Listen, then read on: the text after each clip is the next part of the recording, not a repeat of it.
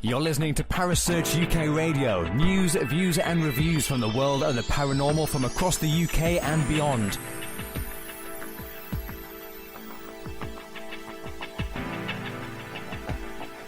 Find us on Facebook, Twitter and the World Wide Web. Parasearch UK Radio.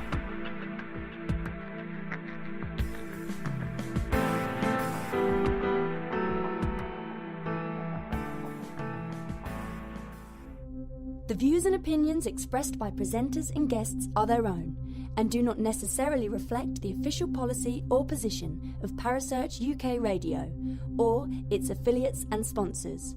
Listener discretion is advised.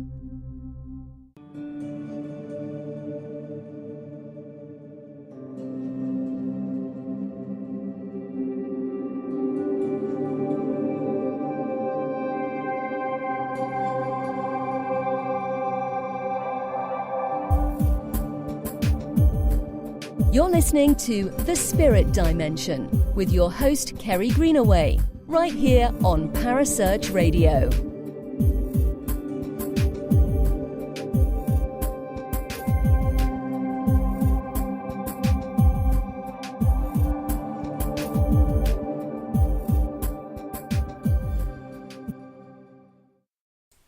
Good evening and welcome to the Spirit Dimension. My name is Kerry Greenaway and tonight I am joined by an absolutely amazing guest. I can't quite believe I've got this guest on. I've actually got Spider-Man on. Oh no, actually I've actually got Penny G. Morgan on tonight. I was supposed to be interviewing Graham Phillips, but unfortunately he's come down ill. So my lovely presenter from the Haunted History Show has actually come on with me tonight. So good evening, Penny, and how are you? Hello, my lovely. I'm fine, thank you. Do you think we should tell people the Spider-Man joke before we start? Yeah, maybe we should. Yeah. Harry said to me I could be whatever I wanted to be, so I just said Spider-Man, hence... So I said, great, you could be whoever you want. So I've got Spider-Man on tonight. Anyway, so we thought what we'd do tonight is actually talk a little bit about the relevance of history in regards to paranormal investigation. Is it worth knowing your history, or is it better to go in completely cold and not know your history? I prefer to go in cold, whereas Penny loves her history and knows her history inside out, as we all know from the Haunted History Show. So it's quite a good two-sided argument we could have tonight, Penny. Conversation, educated conversation. Educated conversation, I like that. So, Penny, you do love your research, don't you? I do, yes. But one thing I just want to clear up is I don't always research the places I'm going in to investigate beforehand. Okay. And this is a comment I can't remember who I was talking to about this the other day, but I said because of my knowledge, and because obviously every week I'm doing 4, 5, 6 hours worth of research for a show, and I do anything that's on history on television, I end up watching it, all that.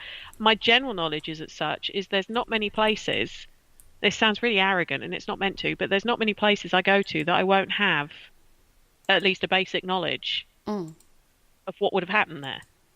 Yeah. So I can't ever go in to a place completely cold, because even if I haven't researched that specific place, I will have a knowledge of it, because it might be my knowledge of it that's made me think, oh, yeah, I wouldn't mind investigating there. So it's kind of, I don't, but I do actually think having a knowledge of the place can help. Okay. Even if you haven't investigated that place, you haven't, I won't necessarily, even if I did choose to research a place, I wouldn't look up all the, the reported ghost stories of it or anything like that. No. But I might look up that it was built in 1822, that it burnt down in 1857, that it was rebuilt. I might find that stuff out, because then I might use that as triggers to try and get something to happen. I see. So you'd use the knowledge that you have to use as, like, so if you was doing an EVP session, for example, you could use those as points to ask about, as it were. Yeah.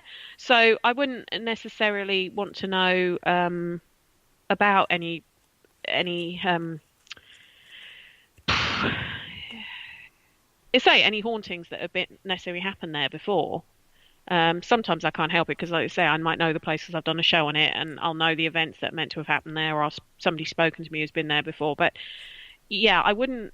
But when it comes to the history of it, I do actually find knowing facts can help in targeting the questions that I might ask or the things that I might be saying, because it makes it more specific. Yeah, I can understand it from that perspective.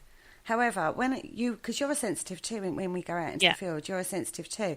When I'm working that way, I find myself doubting so much the information I'm getting. If I know the history, I always think, well, I know that. Do you know what I mean? Rather than, well, God knows what that is, but I'm going to say it. Do you know what? And that's where I find it very difficult if I've done a lot of research. I found this recently. I'm doing a quite an in-depth historical research on a location for a case file that I'm building. And then when I got to the location, I almost found that hindered me because everything I was getting, I was thinking, well, I've read that recently. you know what I mean? I know that, and I know that person was here. So am I actually getting that person, or is this my mind just bringing that information forward at this time? And I found that a real hindrance. And I wasn't able to work in the way I would normally work in this location either. So it really made me doubt myself and really made me feel like I was a fraud, quite frankly. Right. And I found that very difficult. But would you say that's because you're not used to having that level of, I'm not saying you're stupid or anything, Kerry, far from it. Would you say it's because you're not used to having that level of information about a place in your mind before you go there? Quite possibly, and I don't take offence to that at all. Yeah, I mean, I'm like you. If I like a place, like I love the Tudor period. Yeah, I absolutely adore the Tudor period, and I'll watch all the programmes on that particular period in history, and I love going to the places that are available regarding the Tudors or in museums and stuff. So I've probably got quite a good general knowledge on the Tudors generally, like a good general knowledge on it. And if I went to investigate a Tudor place, I definitely wouldn't research it in the depth I've done for this particular location, but I would still have in my mind, I know quite a bit about that era. Yeah. Do you know what I mean? Get me into the Victorian era. Not so much, general stuff, but not quite so much. World War, I grew up with my dad being really into the wars and watched a lot of programmes on that, but nowhere near your level of knowledge on that. You know what I mean? I suppose certain areas of history I've got quite a lot of knowledge on. Yeah. But it would be like you said, general knowledge. But because I'd done an in-depth historical research on this place, I really felt that hindered me, because I'm like you, I will not, if I'm going to take, for example, Fort Redoubt. I knew basics on Fort Redoubt before I went, because you can't live in the paranormal world without knowing a little bit. Yeah. But I hadn't in-depth researched it. So I kind of felt like I'd gone in quite cold. Do you know what I mean? Not knowing an awful lot. It was Henry VIII's third wife. I'm not answering questions on the Tudor period. We're talking history in general. It's not a general knowledge question. Who was Henry? Wasn't it? It was, wasn't it divorced? Catherine Howard, beheaded, died. Yeah, divorced, beheaded, died. Divorced, beheaded, survived. So his second one was Anne Boleyn. Anne Boleyn, then Catherine Howard. Then because then Catherine Anne Parr of Cleves. Was... Yeah, Anna Catherine Parr. Catherine Parr was the young one who was having an affair with Culpeper. Yeah, allegedly. Yeah. Anyway, yeah. Anyway, we're not going to get into the Tudor history. No. But that was my point, is like, so when I went to Fort Redoubt, I didn't have that in-depth historical knowledge that I had about the place I went to the other night. Oh, it was Jane Seymour. That's because you caught me on the hop, Richard, and mine's Divorced, not on Tudors. Beheaded, died. Yeah, it would have been. Divorced, beheaded, died. Yeah. Anyway, moving on. Is that Mr. Clements? Because I can't see the chat room. Is that Richard Clements? Yeah, bless him. Richard, you did this to me the other day when I was talking about aces in World War One. He did. Did he? Yeah, he questioned, because I was talking about Louis Strange, the pilot, and he said he something about him not being a World War One ace. Well, I didn't say he was. I just said it was flyers who not aces in they had to have 5 hits or more, but just pilots that I thought were quite fundamental in World War One. I can see him lying. I can see him sitting in his chair, laughing his little head off now. I can, yeah. It's such a because actually I know Richard actually respects my knowledge of history, so I can see him proper laughing right now. Yeah, caught me out big time.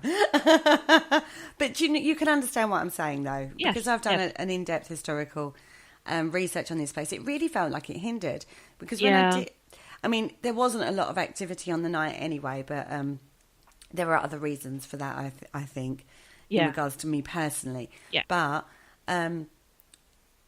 I just found it such a hindrance, although I find history absolutely fascinating. And the other trouble I have is when we go to locations, any location this is, particularly if it's open to the public, there'll be a lot of information on boards around the place. Yes. Yeah. So you have to be very careful that you're not getting those psychological cues, as it were, from these boards that are around. Well, I get what you're saying. I mean, I can give you a couple of examples where I think my history knowledge has helped, and it's been part of me being a sensitive or clairvoyant, whatever you want to call it. When I did Fort Horsted a couple of weeks ago, obviously I'd done the show on it the week before, so I'd done quite a lot of research on the fort. So I knew when it was built. I knew that, during World War I and World War II it was used, albeit nobody really knows what for. And I knew that there was a spirit who was meant to appear there. He was a colonel or general, that kind of. But Stephen from Fright Nights London said he'd never been able to find out what era he was from. He'd never told him, and I was letting Stephen lead the conversation, for want of a better term, when we were there, and he was saying I said, could you tell us what era you're from? And in my mind, I could see a World War II gun. And that's what came to me as soon as I asked the question. Now, it was my knowledge of history that I knew I was looking at a World War II gun, not a World War I gun. And when I said, all right, World War II, 1940s, Steve was like, oh my God, he's just said yes. He's never told me that before. So that was where I think my knowledge of the history side of things, the spirit was perhaps communicating with me using the image that he knew I would understand. Yeah, I mean, that is something that's said in the mediumistic world, is they will use your knowledge to put forward the information they want to give. You know what I mean? So if you haven't got any knowledge, then how the hell are you going to understand what they're trying to show you, particularly if you see an imagery rather than hear what's being said to you. I mean, another experience I had was when you were saying about do you sort of take on board what you've read? When I did Rougham, and I'm not actually talking about the disembodied voice experience that Daisy and I had when we were looking at a map of where all they are air bases, but they were US Air Force bomber bases in East Anglia. And she said to me, why were they all based here? And I started explaining to her the history, that the runs, the bombing runs they were doing, that was the easiest place for them to be. And we had a disembodied voice in the background that we both heard. Unfortunately, we didn't have the recorders going because the lights were on. We were just doing a walk around of the traffic control tower. We heard a voice go, yep, when I was explaining to her the reasons. Now, it was my knowledge of history that I knew why they were where they were that potentially not provoked, that's probably not the right word, but you know what I mean, triggered this spirit to sort of like, okay. But we both heard a voice go, yep, behind us. Yeah. Now, we both charged off. Everyone else was already in the other hut that's nearby. There was nobody else with us. When I did the seance there, that actually Richard was there, so he'll be able to concur this happened. Mark Manley was there, Daisy was there, and Andy Mercer, because he was conducting it. And I had the CO come through, and he came through me. Now, there was information on him. I'd only glanced at it because it was darkish. But when I then went back afterwards and started some of the information apparently that I'd said that I don't really remember saying, it was stuff that wasn't even in his biog that was there. Oh, right. So I think we do take on board what we read. I think it depends what else comes through, if it builds on it. Does that make sense? It gives a bit more background to it. Yeah.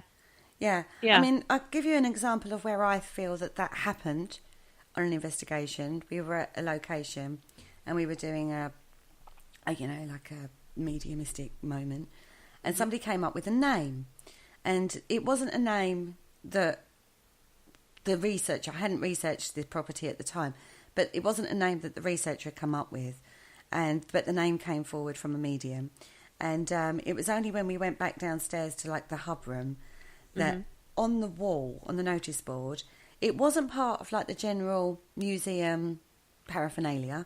It was just like a notice on the notice board, and the name was on the notice board. So it wasn't an obvious thing somebody could have, would necessarily have read. It was just like on the notice board. And I suddenly thought, I wonder if the medium saw that without even realising it. I'm not saying they were being deliberately... Nothing wrong with questioning stuff. You know what I mean? I wouldn't say that they had deliberately done that, but subconsciously picked up that name when they'd walked past the notice board, and then all of a sudden it came out into the session we were doing. It's very, very difficult then to...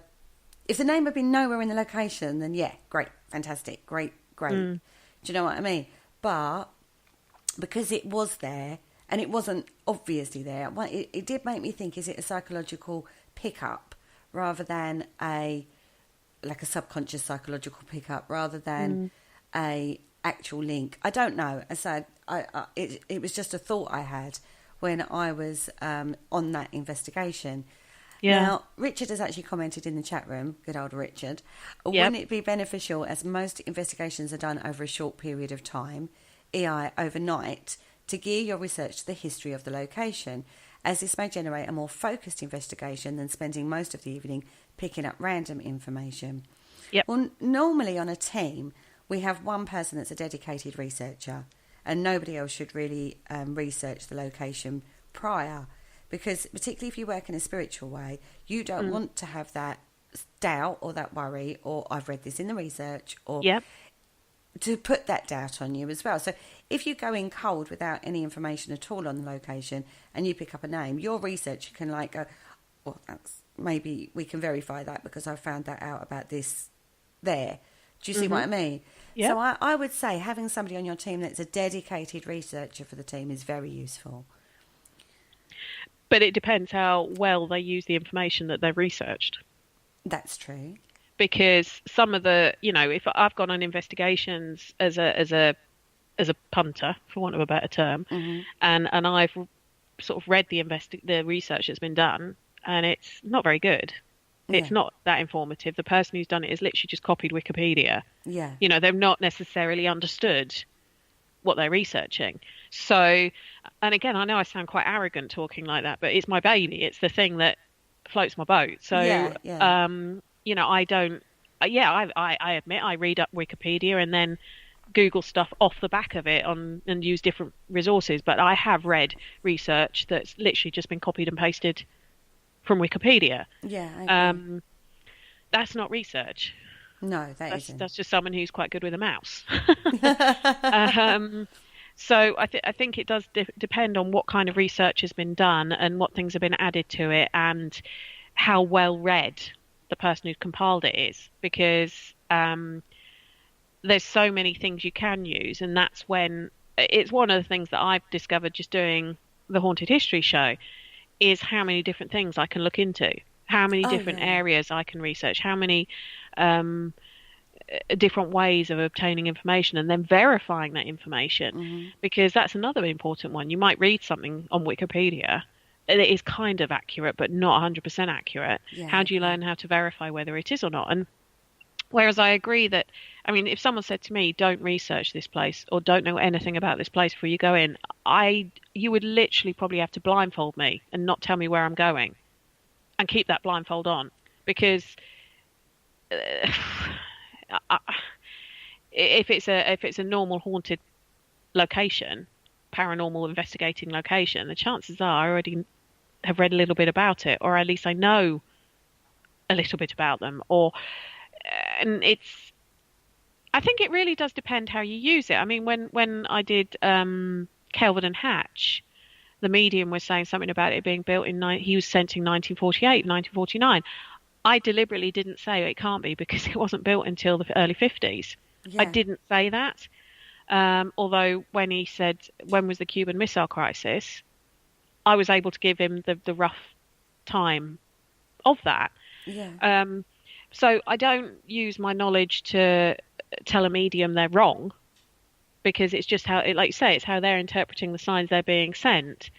And I can actually understand why a medium who is conducting a full-blown investigation wouldn't want to know too much, because of validating information.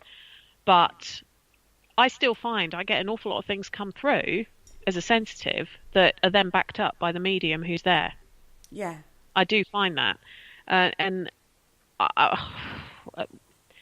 But I also then sort of, maybe my subconscious is channeling it slightly because it knows what could or couldn't be possible. But it does mean if I'm in somewhere that's like a World War II place and suddenly I'm getting someone dressed in, I don't know, Saxon clothes, I'm going to be questioning that and maybe thinking, oh, what was this place beforehand? Yeah. It doesn't necessarily mean I'll say it can't be right. This is a World War II dump site. It's nothing to do with the Saxons or Victorians or whatever the time frame is that it's coming through. There's going to be a reason for it. And it's then you investigate what the reason is. Does that make sense? Yeah, no, it completely makes sense. I just think that I find it, because I'm not a medium, I've never said I'm a medium or at all, ever. I work with crystals. I wasn't able to work with crystals in this location either. So I really was just trying to link energy pure straight to the source without using a tool. And I've always said I work much better with a tool. Do you know what I mean? So for me, it was like walking through mud, and then anything I got, I was just like, well, I've read that. Is that right? Am I right? Did I read that right? Is that correct? I mean, I agree with you in regard to research. Yes, I use Wikipedia as a first source of point of call, because generally it's the first thing that comes up on your search. Yeah, but then you go off on tangents. Yep. And then if you're building a proper historical study, you are dead right. It can take you in so many different angles. You're not just researching the relevance necessarily to that particular location. But like, for example, we were looking at workhouses the other day, weren't we? Mm-hmm. Yep, we were. And I was having trouble pinning down the particular workhouse that this place was allegedly supposed to have been. And all I could find were just vague references that at one point it was basically a workhouse. But I was like, no, that's not good enough. I want to know a lot more about its time as an alleged workhouse. Mm-hmm. So for a basic reference of once upon a time it was a workhouse, that's not good enough for me. Anyone can pull that up. Anyone can say, oh, at one point this was a workhouse. I want to know a bit more detail about that. And there is quite extensive records, isn't there, regarding workhouses, who ran them, how many inmates there were. Yeah, depending whether it was parish, whether it was if it was pre-1834, I think, off the top of my head, when the poor law unions came in, or whether it was pre that, when it was the parishes who ran them as parish workhouses. And it's But you should be able to find out more information than a reference to it was once a workhouse. Yes. Is my point. If you want to. If you've got the inclination and you want to put that extra bit of work in, Yeah, and I couldn't. That's why I then go to my researcher, my haunted histories research. It's like, where the hell do I find out this information? Because I really can't find it. And she says, oh, well, if you look at this site or you talk to this person, then they may well they may well be able to help you. And I go, thanks a lot, babe. You know what I mean? And that is something I'm still looking into. It's just one tiny facet of the bigger picture. Yeah. Now, I might not be able to link any more information on that workhouse to that, but I know I've done the groundwork to basically say there is a reference, but I can't find any more information. And no, I've done a lot of work to try and find out for definite. Yeah. Another particular one is actually to do with 30 East Drive. Mm-hmm. Now, there's an alleged well on the site. Okay. Can I find a reference through any waterworks or anything like that about it in the plans of the house or anything? No. Where this alleged well is supposed to be a question in regards to building regulations anyway. But I'm doing the groundwork. I'm not just taking a myth, which is basically what it is, until I can verify it physically, that there's this well on this site. Is this well meant to be like one of those portals to something Allegedly. dark? Yeah. Yeah.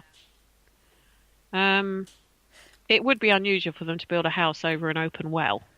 You would think so. Even a capped well would be unusual. Yeah. Seeing as they don't even like building, what's East Drive? East Drive is 19. I can't think what age that one is. It 1930s? It's just post-war, so it's like Oh, yeah, definitely. Then early 1950s that got built. Right. That estate got built, and allegedly this well sits underneath the fireplace of all places, between the two properties, between 30 and the next door neighbours. The Carroll house. That's where it's supposed to be located. Because I always thought it would be in the garden for some reason. When everybody spoke about this well, but when I actually found out that where the alleged location is supposed to be, I was like, really? Well, if there is a well, place. Looking at it, if there is a well, there would be it would be an underground river, supplying it. So geological surveys, even from back in the 50s, should show if there's a river. Actually, even now, they should show if there's a river running nearby that's been, what do they call it?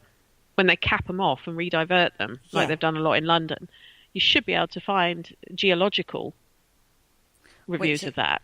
Which, again, I've looked into. I've looked into the geology. I've even looked into, there's a mine that's just outside Pontefract, and mines have air vent shafts. Yep, they do. And I thought it could be a mine air vent shaft rather than it being a well. Mm-hmm. So I've been looking into that as well. I'm waiting for information to come back on that. Mm. But again, we're particularly with 30 East Drive. What I found with that, there was an evolution. There was the original website, information that's on the original website, which has a lot of the newspaper clippings and stuff like that. Yeah.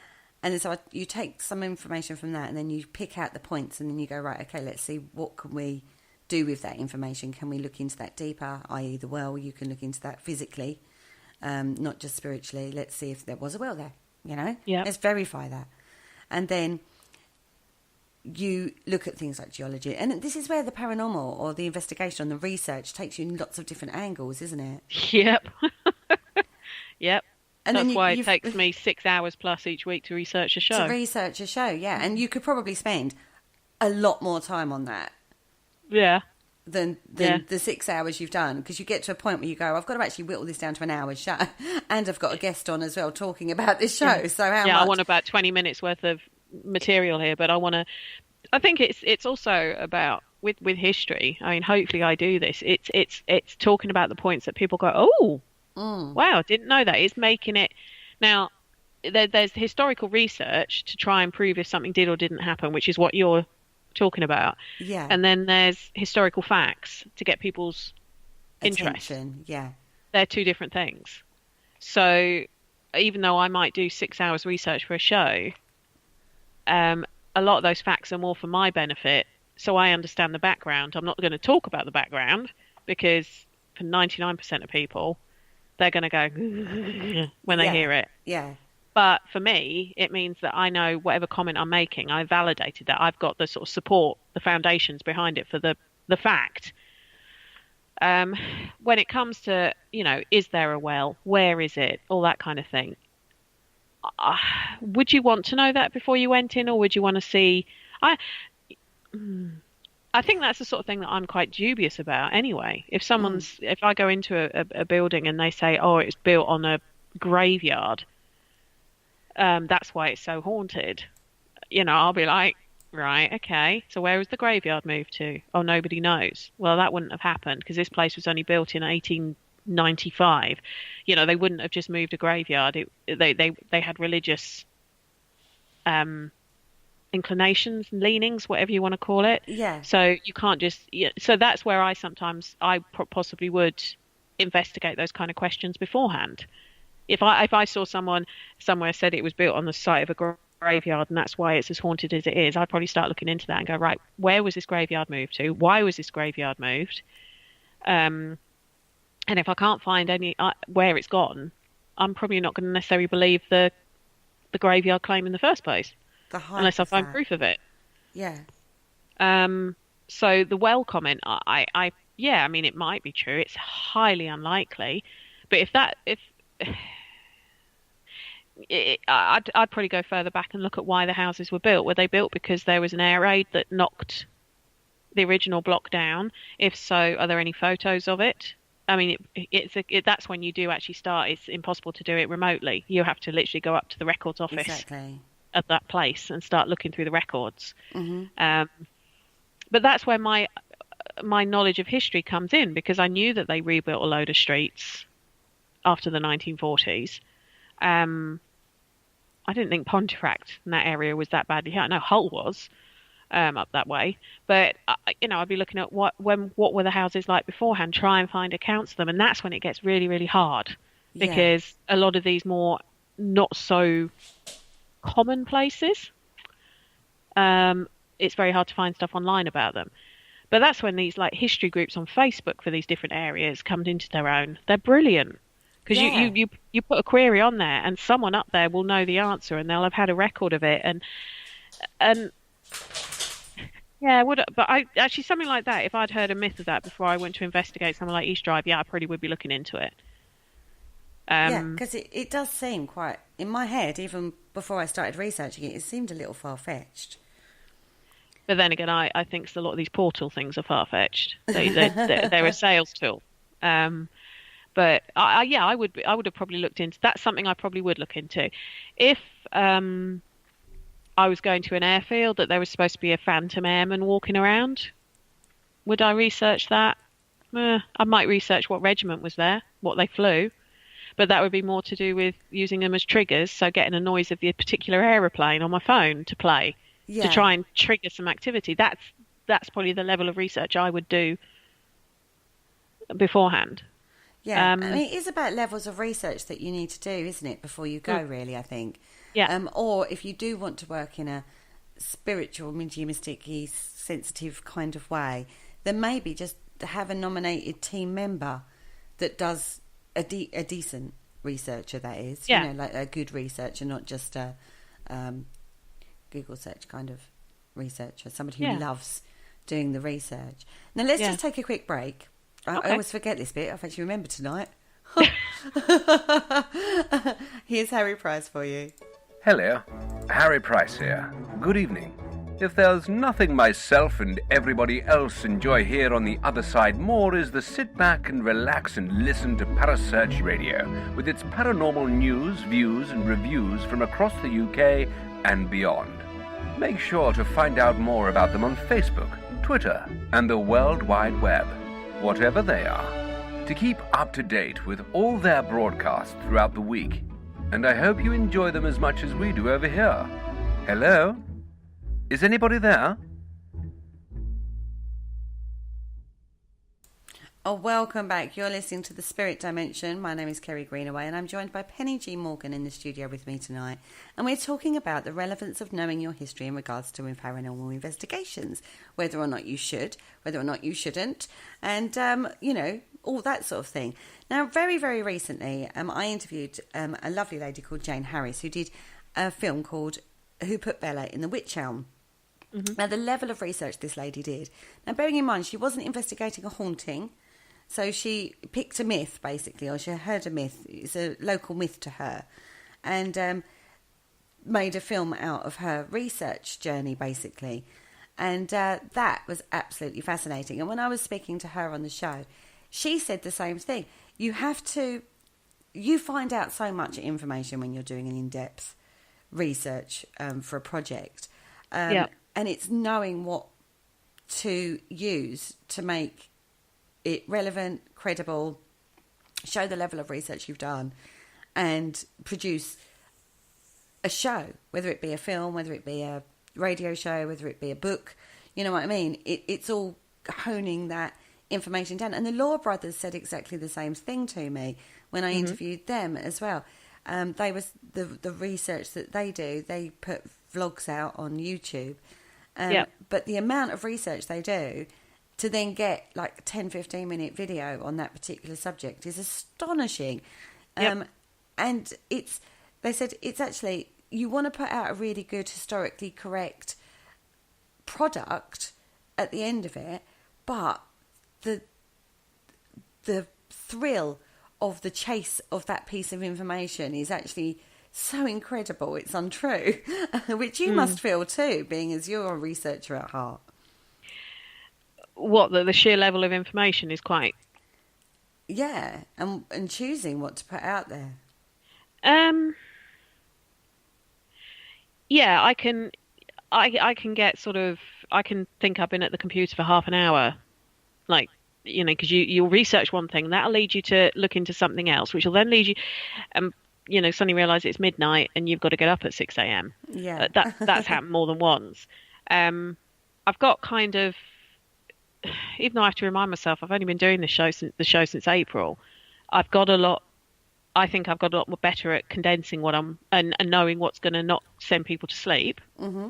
Or at least that's what my mum's told me. She said I seem to be getting a lot more concise with what I'm saying. I'm not sort of droning on as much as I used to, apparently. That? It's a compliment. It is a compliment from my mum.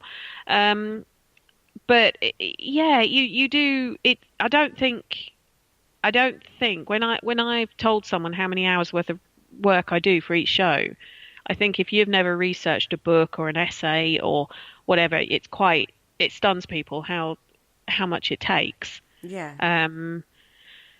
But yeah, I probably could just take 5 minutes and read off Wikipedia, but that's not my style. Like I say, I know too many people who do that, and all I have to do is pull up Wikipedia and I'm reading the same thing they are. Yeah. To me, it's any fool could do that. But it probably would shock people when you look at anyone who does this kind of thing and has got to talk for 15, 20, 30 minutes about a subject, quite how much research and backing up that research and almost sort of going off on tangents it involves to just get 15, 20, 30 minutes reasonable information to pass on. But I'm a geek. I enjoy it.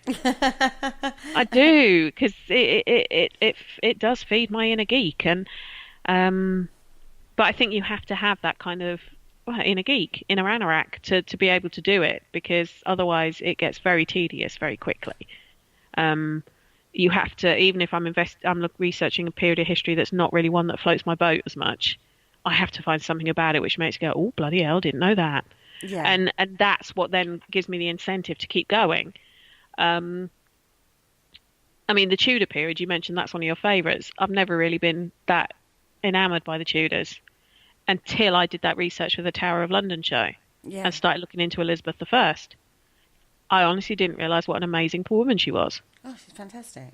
And it was realising that she wasn't this bloodthirsty, off with their heads person that everyone makes her out to be. Quite the opposite, in fact. She killed less people in her whole reign than her sister did in the first year. It's in things like that. But so when I'm investigating a period that's not something that I've ever particularly thought, oh, that's quite interesting, I'll find something that will switch me on. But yeah, but that's why it's so hard to go anywhere and not have a bit of an idea what might have happened there. But what I was going to say is this was a conversation I had with the guys from Ghost Ventures when we did the Warwick Castle show. Yeah. People go to these places and they'll have heard of the big name. So you go to the Tower of London, everyone thinks Anne Boleyn haunts the Tower of London. Mm-hmm. It may not be Anne Boleyn. True. It's that jump of assumption. Yeah, it may be, and that's what a little bit of knowledge can be harmful, because everyone assumes it's Anne Boleyn or everyone assumes it's someone else who's famous. Why would it necessarily be the famous person that's haunting them? It could be the lady in waiting who nobody knows her name. Yeah. It could be a spirit who's ended up there because she was, I don't know, executed by the axe, and when it was brought back to the Tower of London, she kind of followed it. Yeah. I'm trying to think of something silly, but that's the problem with knowing a bit of history, that you automatically assume almost the easiest route, as opposed to, and that's where I do think history can be a problem, because if you've learnt a little bit, you won't then question the rest. And this was a conversation that I've had with quite a few investigators when we're talking about places that have got famous hauntings associated with them. It's like you go to, if you went to Epping Forest and you saw the ghost of a highwayman riding through, you'd automatically think it was Dick Turpin. Yeah. Might not be. He wasn't the only one. True. There was a very famous highway woman who Epping was her haunt, not in when she was alive, if that makes sense. Her sort of where her modus operandi was, could have been her. You don't know. So, but people, that's where a little bit of history can make people go to the easy option. It might be Dick Turpin, it might be Anne Boleyn, I don't know. But as an investigator, I'm still going to question who it could have been. Yeah. Could there have been anyone else? Is there anyone else who fits this description? Is there anyone else? And that's when it sometimes gets a bit hard to find out. It is. I mean, the problem you have with a lot of teams, I would say, is that they're out at least sometimes every weekend, sometimes at least once a month, investigating. How much research can someone literally do in that time to verify any information they may have got on the night? Or is everybody just chasing that elusive piece of evidence without actually doing the backup work that would go with that? Because I see a true investigation as a three-pronged attack. I see, first of all, the research, historical, in-depth research. Yeah. I then think data in regards to environmental data and knowing the environment. Yeah. And then I see the investigation. So I see an investigation as a three-pronged attack, not just rock up on the night with your K2s and your EVP machines, voice recorders even, your EVP machines, tech terms there. You've done this before, haven't you? Yeah, you know, it's tech terms. I was trying to explain a camera last night and I was going, it's a Pixie camera. And I blank looks, all of them are looking at me blankly. And I go, I know what camera it was taken on. It was a Pixie camera. And then, so like one of the guys goes, what, a digital camera? And I went, yeah, you know, like a little Pixie camera. And then one of the guys goes, oh, a pixel camera. I know that's all you're talking about. And I was like, thank you. And he was like, oh, God, you and your tech terms, they're awful. I take that. I hold that. I own that. All right. It's an EVP recording machine. It's what it does what it says on the tin. Yeah. Get one of them EVP machine things. This is Penny. She talks about old stuff that's happened in the past. Yeah. I like to dumb things down for people, you know. So anyway, where was I going with that?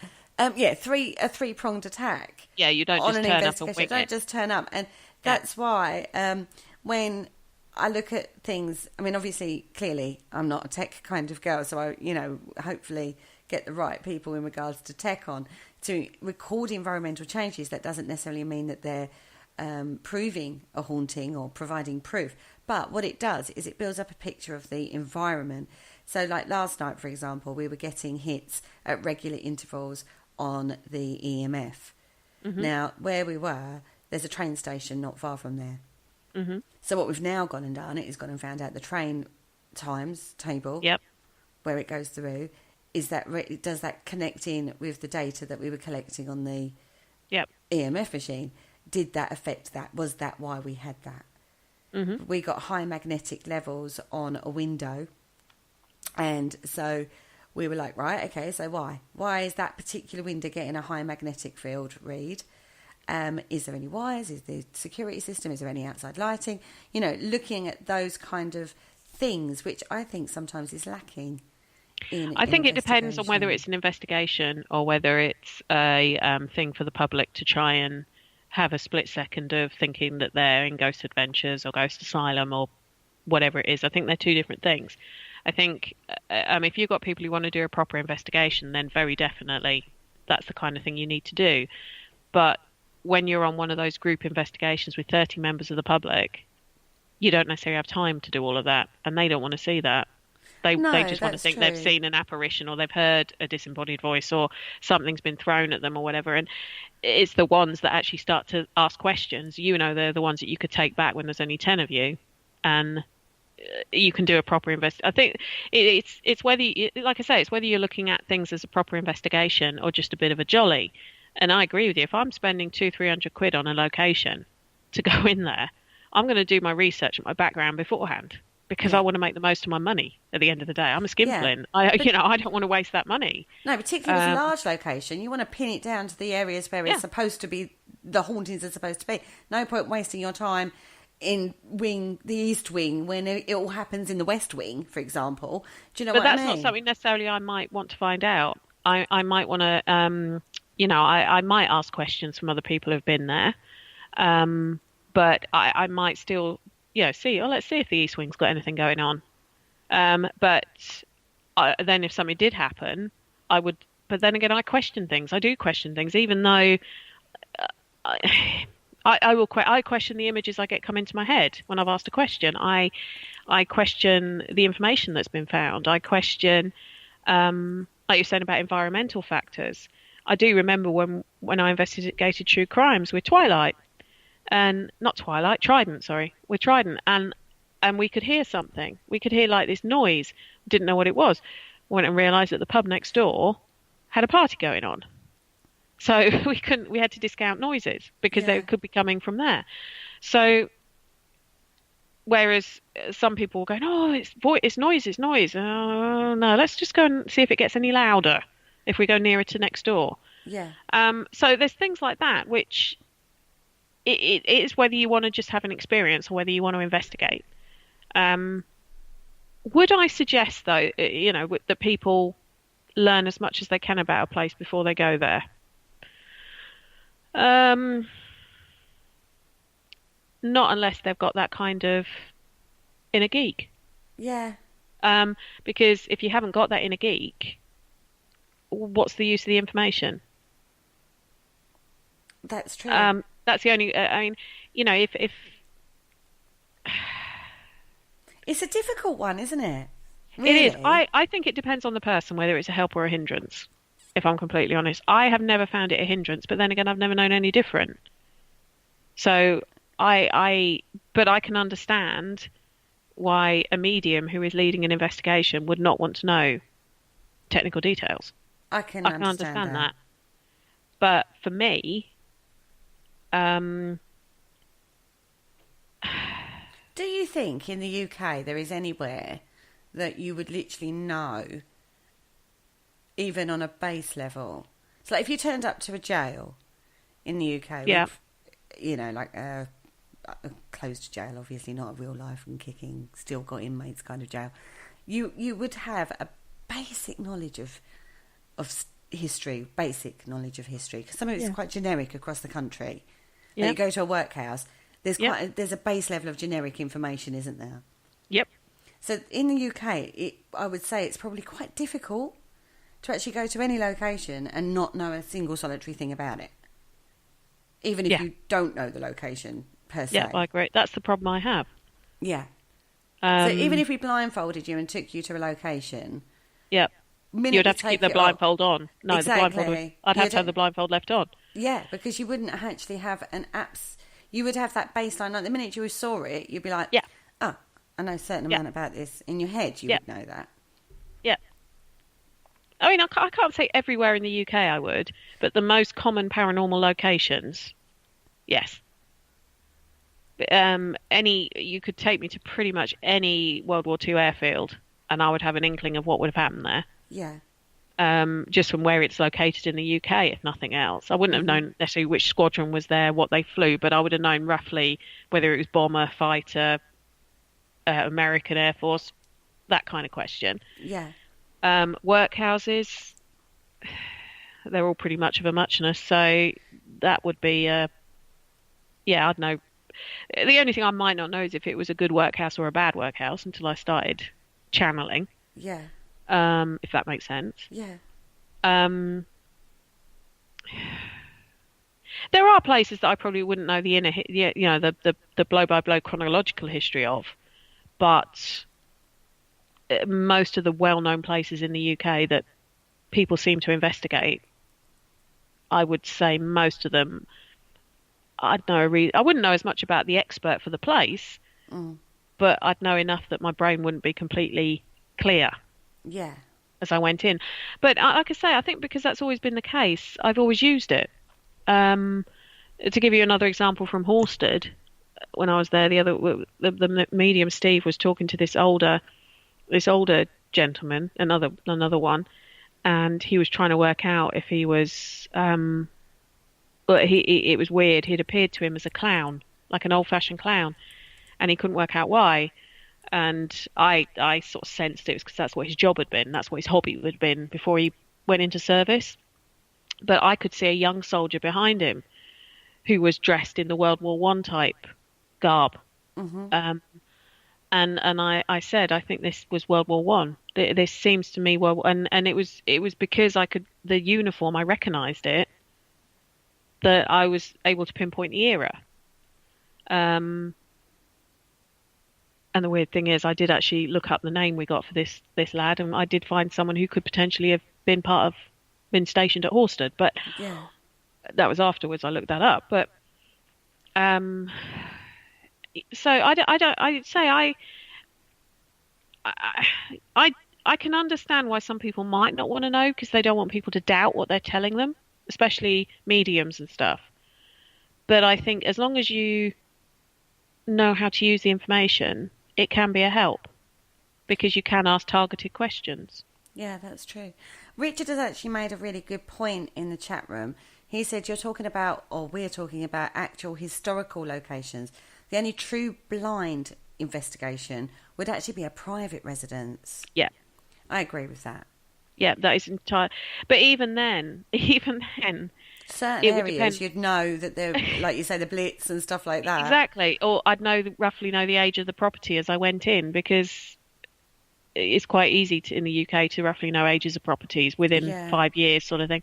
But yeah, he's right, that it would have to be a completely private building that had never been investigated before, that I genuinely, maybe I would know if it had been a victim of the Blitz, or if it had I don't know, even if it had been bombed during World War One, because World War One there was bombings, the Zeppelin bombings.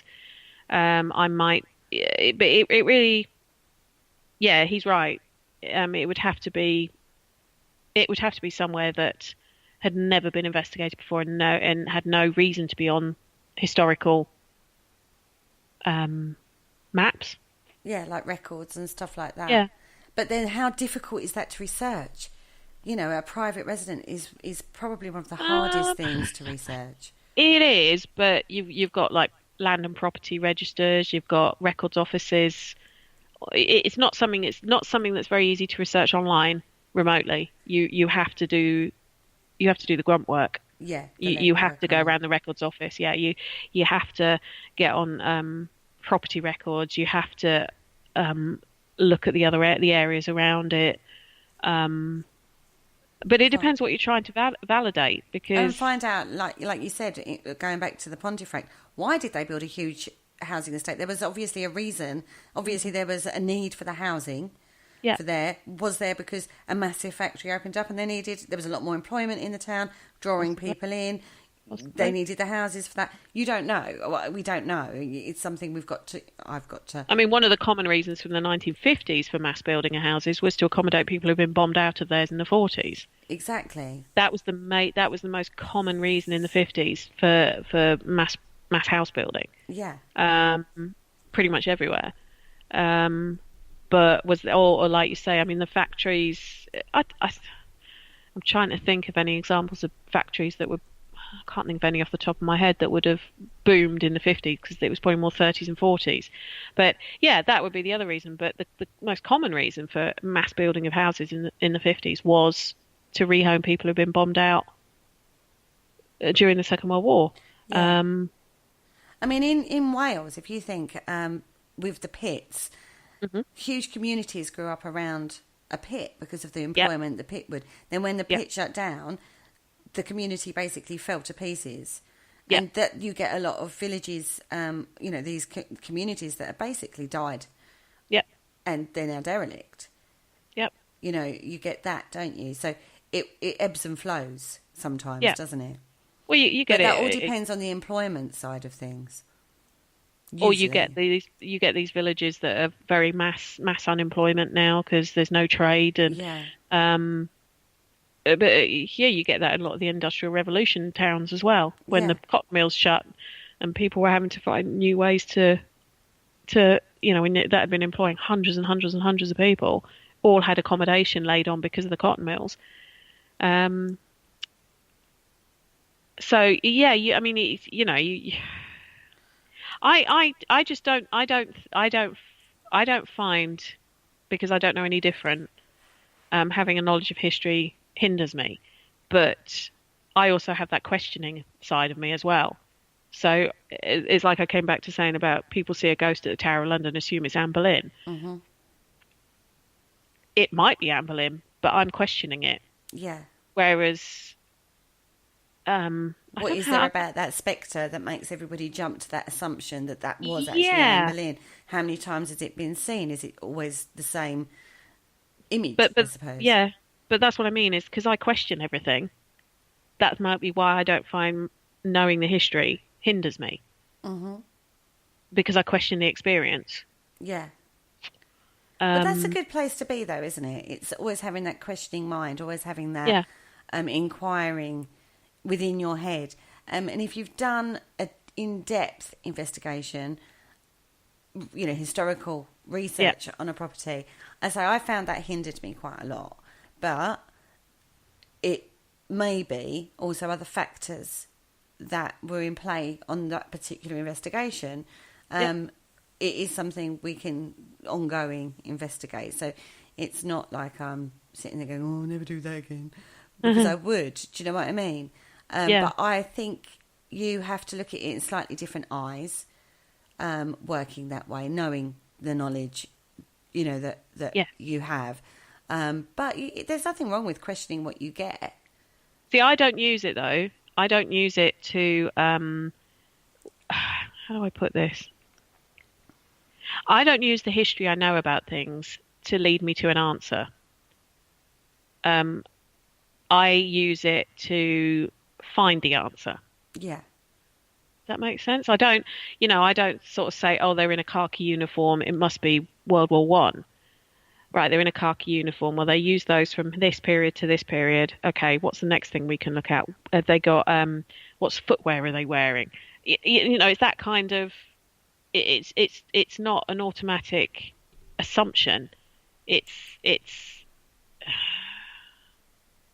used to narrow down what the end answer might be. Yes, there are times when some, like with Kelvin and Hatch, when they were saying it was, I've had so many rows with my father-in-law. He maintains Kelvin and Hatch was built during World War II, and I keep telling him, no, it wasn't. It was Cold War. Yeah, I will use my knowledge to have an argument about that with someone if they argue it with me. But I'm not going to try and make someone look stupid if they've got something coming through and they just happen to have misinterpreted the signals and have come up 2 years out of when something happened. Mm-hmm. I'm not going to blurt out there and then, actually, no, you're wrong. Mm-hmm. I might take them to one side afterwards and say, well, actually, this is when that happened. I don't know if that helps. Or ask them if they want me to tell them the right answer afterwards, but that's up to them. Yeah. But I don't use it to. I use it to hone what you're investigating. Yeah. So, like you said right at the beginning of the show, if you was doing an EVP session, you'd use the knowledge you have to try and get answers from the spirit rather than just throwing out, what's your name? Yeah.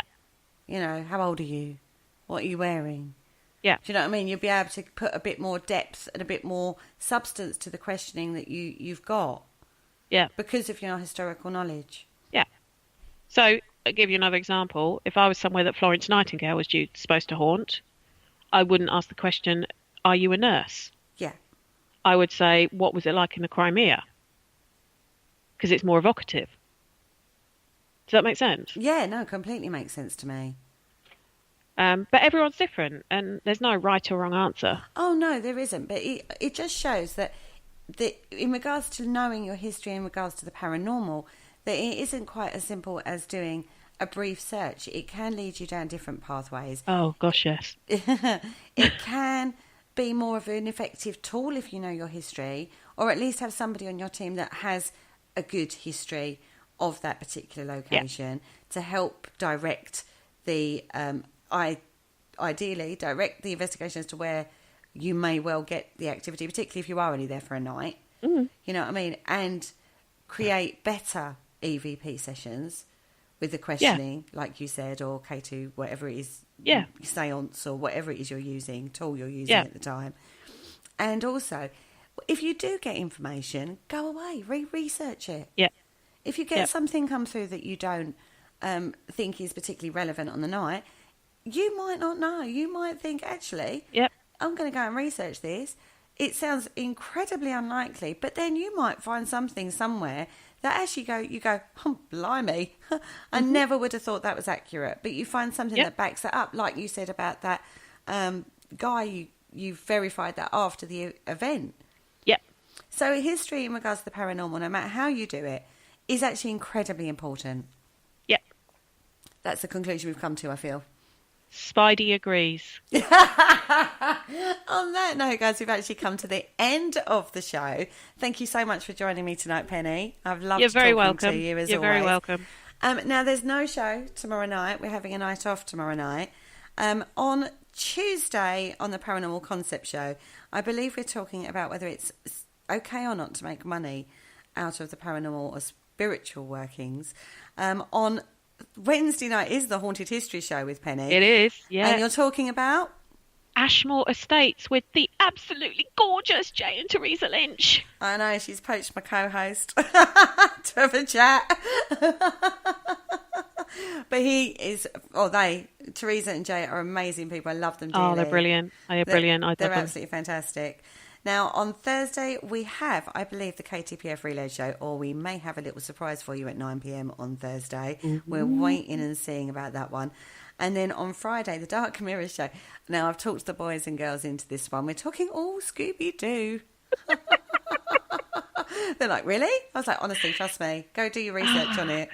Yeah, I've seen the questionnaire thing, the poll that Kaz Mark put up. Yeah. Yeah, I'll tell you, I've got some interesting sides of looking at that one that they may not realise. And then next Sunday on the Spirit Dimension Show, I've got a lady called Crystal coming on, and we're talking animal psychics. Oh. That should be a good one. Anyway, on that note, thank you so much for joining us in the chat room. Thank you so much for listening. Thank you, Penny, for joining me once again. No problem. And we will see you all very, very soon. And on that note, I'll say farewell. Thank you for listening. Don't forget to join us for more shows throughout the week. Find us on Facebook, Twitter, and the World Wide Web to keep up to date with all the shows right here on Parasearch Radio.